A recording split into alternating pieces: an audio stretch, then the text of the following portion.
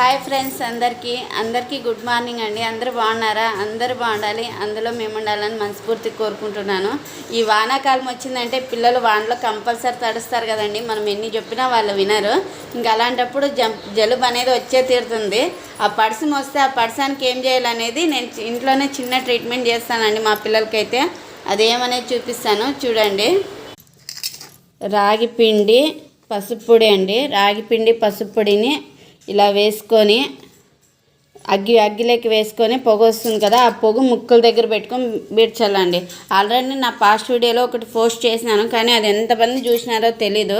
కానీ ఇంకొకసారి అప్లోడ్ చేస్తాను. ఈ వానాకాలంలో పిల్లలకి మనకి కానీ జలుబు కంపల్సరీ కదండి, అందుకని చెప్పి బీడ్స్ ఇలా ముక్కు దగ్గర పెట్టి బీడ్చినామంటే అర్ధ గంటలో మనకు రిలీఫ్ వచ్చేస్తుందండి. అర్ధ గంట కూడా అవసరం లేదు, బీడ్చిన 10 నిమిషాలకే రిలీఫ్ వస్తుంది. ఓకే అండి, వీడియో నచ్చితే లైక్ చేయండి, నా ఛానల్ సబ్స్క్రైబ్ చేసి